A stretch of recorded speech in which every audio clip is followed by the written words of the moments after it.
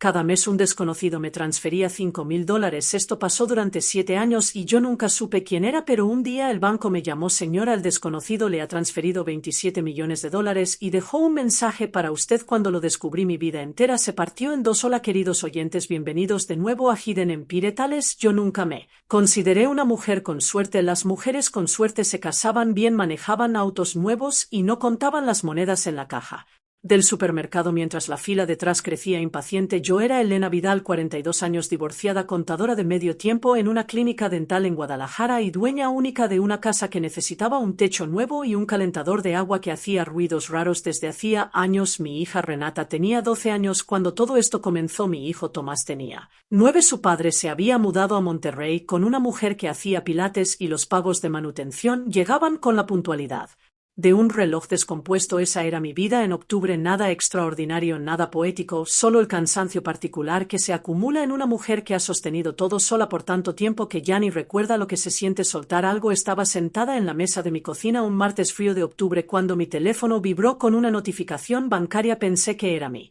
pago de la clínica dental retrasado. Como siempre lo tomé sin prisa, pero el número en la pantalla me hizo dejar mi taza de café.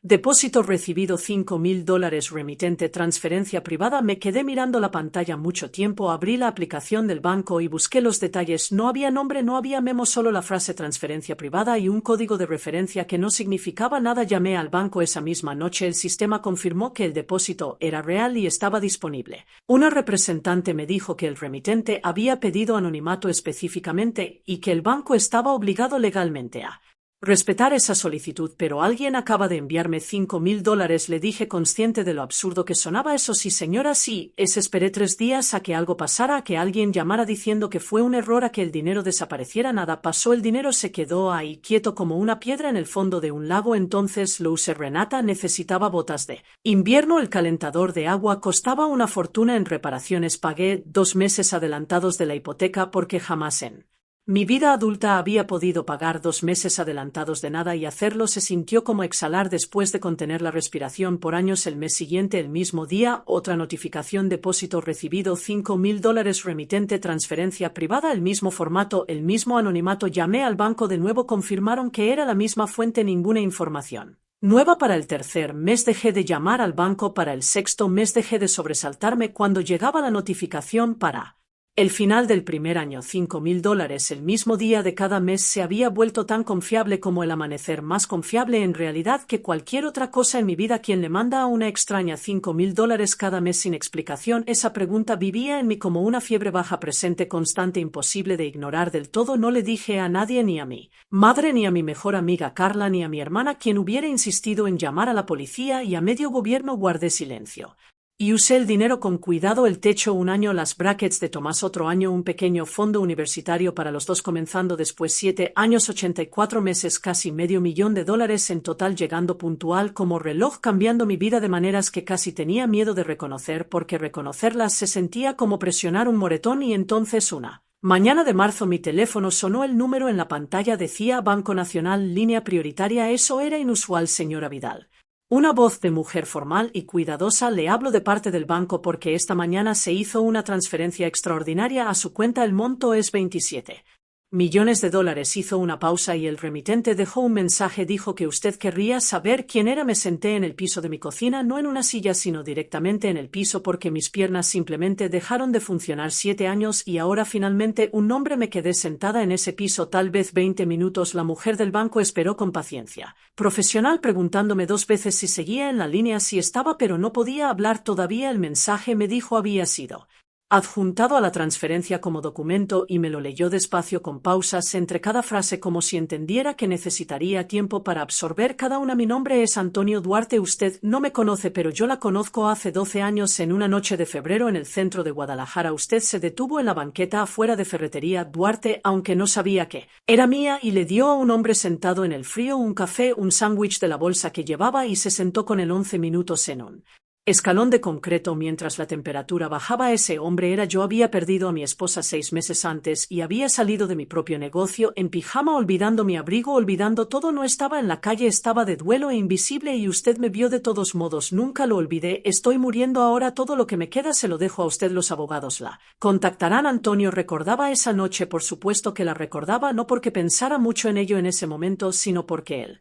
hombre se veía tan absolutamente perdido que sentí un impulso físico de acercarme a él. Tenía el cabello con canas y me agradeció con una voz que se quebró a la mitad. Pensé en él unos días después y luego la vida siguió adelante como siempre hace. Ese hombre había sido Antonio Duarte, dueño de una cadena regional de ferreterías con 14 sucursales que había vendido a una cadena nacional por una suma que la prensa de negocios describió como considerable. No tenía esposa viva. Su patrimonio después de impuestos y donaciones especificadas en su testamento incluía los 27 millones que ahora estaban en mi cuenta. Colgué el teléfono en la barra de la cocina y miré la pared y entonces llegó el miedo, no el miedo pequeño y manejable de un cheque rebotado, sino el miedo grande y frío de una mujer que de pronto entiende que su vida cambió de una manera que no puede deshacer porque 27 millones no son un golpe de suerte, son un blanco. Pensé en Renata, que ahora tenía 19 años y estudiaba en la universidad. Pensé en Tomás, 17 años, callado y metódico. Pensé en el techo que finalmente había reparado, en la hipoteca que finalmente había pagado. Había construido algo pequeño y cuidadoso y mío, y ahora esto. Los abogados me contactaron al día siguiente. Un despacho de Guadalajara. Un hombre llamado Gerardo me habló con el tono medido de un profesional acostumbrado a entregar grandes sumas a personas sorprendidas. Confirmó la transferencia, confirmó el testamento. Me dijo que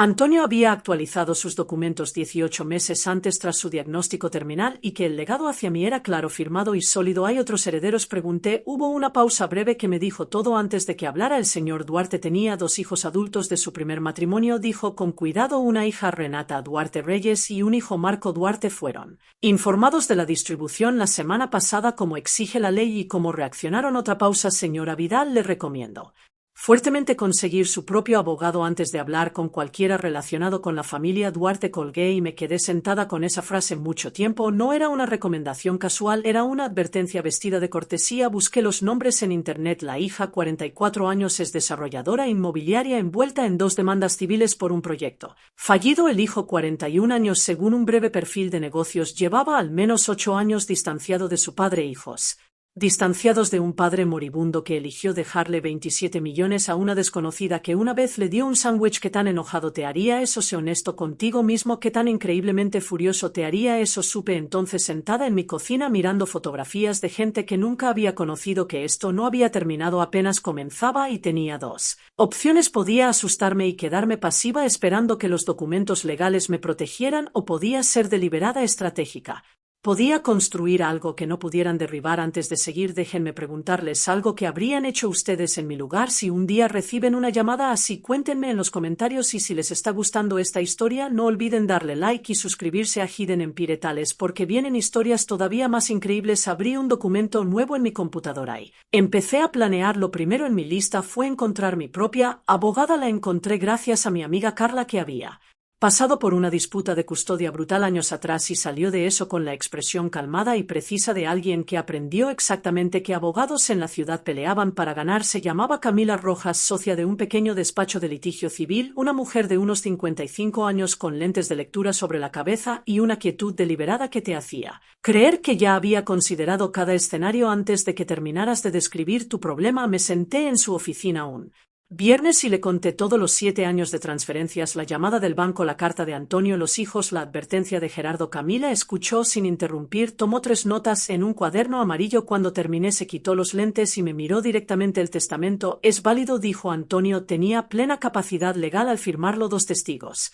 independientes y un notario. Una impugnación basada en incapacidad va a fracasar, pero Renata y Marco casi seguro presentarán una impugnación de todos modos, no porque esperen ganar, sino porque el litigio es caro y agotador y probablemente calculan que usted preferirá llegar a un acuerdo para que paren. No lo haré, dije. Camila me miró un momento. Bien, dijo simplemente y escribió algo más en su cuaderno. Presentó una respuesta formal esa misma semana estableciendo mi reclamo legal y avisando a los Abogados de la familia que yo tenía representación en 48 horas, recibí la primera llamada a mi celular personal, un número que no le había dado a nadie relacionado con el patrimonio. La voz era suave, calculada e inmediatamente reconocible por el tipo de persona que era antes de saber quién era. Señora Vidal, habla Renata Duarte Reyes. Espero no molestarla. Me molestaba enormemente, pero no dije nada, solo quería contactarla personalmente. Continuó, porque creo que hay un malentendido y creo que personas razonables pueden resolver esto sin volverlo algo feo. Su voz tenía la calidez practicada de alguien acostumbrada a negociar desde una posición de superioridad asumida. Mi padre estaba enfermo, no pensaba con claridad hacia el final. Tenemos documentación que sugiere que su juicio estaba comprometido. Estoy segura de que entiende esto. Es un asunto familiar. Entiendo que su padre tomó una decisión legal sobre su propio patrimonio, dije con voz más firme de lo que esperaba. Una pausa corta. Señora Vidal, estamos dispuestos a ofrecerle un acuerdo algo justo. Dirija cualquier comunicación futura a mi abogada, dije. Camila Rojas, su número está en el registro público. Colgué, mis manos temblaban al soltar el teléfono, pero no de miedo, sino de algo más cercano al reconocimiento. Renata había llamado a mi número personal, lo cual significaba que lo había conseguido de algún lado. Eso me dijo con quien estaba tratando. Lo segundo llegó 3 días después y fue la pieza de evidencia que lo cambió todo. Camila me llamó un miércoles con la energía contenida de alguien que acaba de encontrar exactamente lo que buscaba. Había contratado a un investigador, precaución estándar en casos de patrimonio disputado, y el investigador encontró esto 8 meses antes de la muerte de Antonio. Renata y Marco habían solicitado juntos a un juzgado que se declarara a su padre mentalmente incompetente y que ellos fueran nombrados tutores legales. Antonio peleó la solicitud con sus propios abogados. Se sometió a 3 evaluaciones psiquiátricas independientes. Las 3 lo encontraron completamente competente. La solicitud fue negada. Intentaron controlarlo antes de que muriera, dije lentamente. Lo intentaron y fallaron, confirmó Camila, y el momento importa. Antonio actualizó su testamento para incluirla 4 meses después de que negaran esa solicitud. Me quedé con eso mucho tiempo. Antonio Duarte sabía lo que eran sus hijos, lo había visto claramente, y en el último año de su vida enfrentando un diagnóstico terminal y un intento fallido de tutela por parte de las 2 personas que debieron cuidarlo. Pensó 12 años atrás en una noche fría de febrero, y una mujer en un escalón de concreto había confiado en mí, una desconocida, porque fui amable sin cálculo, sin esperar nada a cambio, y sus hijos, las personas que intentaron quitarle su autonomía mientras seguía vivo, ahora iban a juicio para quitarme su último regalo. La estrategia de Camila fue metódica y deliberadamente pública en ciertos aspectos clave. Cuando la gente actúa a plena luz, me dijo, se vuelve mucho más difícil que el otro lado presione sin que se vea exactamente como lo que es. Presentó una respuesta completa adjuntando los registros psiquiátricos, que eran documentos públicos, estableciendo que Antonio había sido declarado competente no una sino 3 veces por profesionales independientes. Adjuntó una cronología: la tutela fallida en agosto, las evaluaciones en septiembre y octubre, el testamento actualizado en diciembre, la muerte de Antonio en enero. El documento contaba una historia sin necesitar un solo comentario editorial. La historia era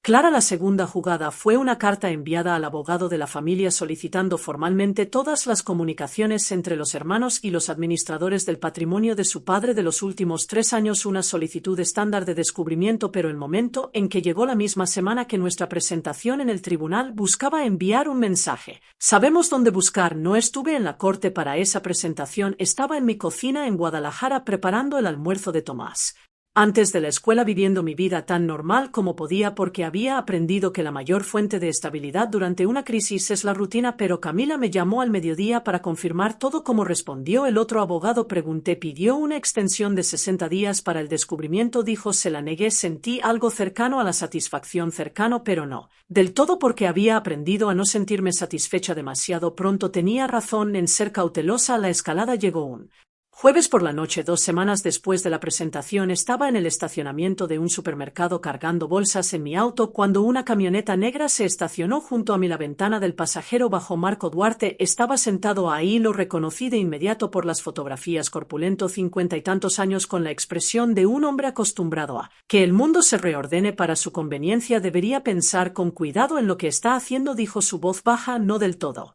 amenazante, de una forma que pudiera grabar y usar como prueba. Mi padre no estaba bien. Usted se aprovechó de una persona mayor, confundida y de duelo, y un jurado va a ver eso. Su padre fue declarado competente por 3 psiquiatras, dije, orgullosa de lo firme que sonaba mi voz. Los jurados no leen informes psiquiátricos. Ven a una desconocida que llegó y se fue con 27 millones. Dejó que eso quedara flotando un momento. Hay una oferta de arreglo sobre la mesa, 2 millones limpios, sin publicidad.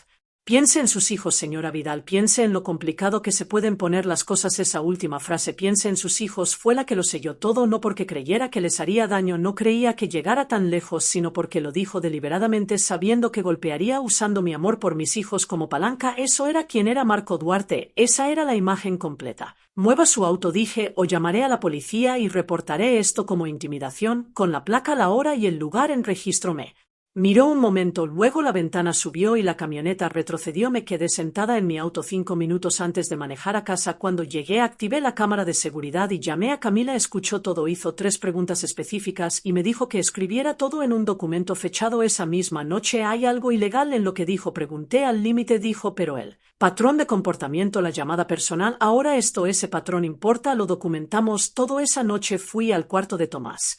Estaba en su escritorio con audífonos resolviendo problemas de cálculo. Me quedé en la puerta un momento mirándolo. No sabía nada de lo que estaba pasando. Renata estaba en la universidad. Ambos estaban a salvo. Ambos estaban bien. Decidí ese fin de semana no hacer nada. Llevé a Tomás a su partido de fútbol el sábado y me quedé en la banda animando con café malo en un termo. El domingo manejé a ver a mi madre y no dije una palabra de todo esto. Solo comí su sopa y escuché sobre su jardín y dejé que lo normal me sostuviera. Necesitaba esos 2 días porque lo que venía después requería todo lo que tenía. La llamada vino de un número que no reconocía. 10 días después del encuentro en el estacionamiento, la mujer se presentó como especialista en resolución de conflictos contratada por la familia Duarte. Supe de inmediato que era esto, no mediación legítima, había litigio en curso. Una mediación formal hubiera pasado por la corte. Esto era un acercamiento privado suave y aparentemente plausible, diseñado para saltarse a Camila y hacerme hablar sola. Aprecio la llamada, dije amablemente. Por favor, contacte a mi abogada. Entiendo perfectamente, dijo su voz cálida y falsamente comprensiva. Solo quiero mencionar que este proceso será muy público. Los documentos judiciales se vuelven públicos. Detalles sobre sus finanzas, su relación con el señor Duarte, todo eso queda disponible. Imagino que preferiría proteger su privacidad, la de sus hijos. Ahí estaba de nuevo, los hijos. Le avisaré a mi abogada que llamó, dije. Y colgué. No me sentí sacudida. Reconocí con claridad que el mismo hecho de que hicieran estos acercamientos significaba que su posición legal era más débil de lo que querían que yo creyera. La gente con casos fuertes va directo a la corte. La gente con casos débiles intenta que llegues a un acuerdo antes de que entiendas qué tan fuerte es tu posición. 6 semanas después del encuentro en el estacionamiento recibí una nota escrita a mano en papel color crema del tipo que dice que quien lo escribió gastó dinero específicamente para parecer alguien que no necesita intentarlo. La letra era grande y curveada. La nota era de Renata Elena. Me pregunto si podríamos simplemente tomar un café como mujeres, como seres humanos, no como abogadas, no como adversarias. Mi padre fue un hombre complicado y creo que ambas merecemos entendernos mejor. Por favor, considérelo. Fotografié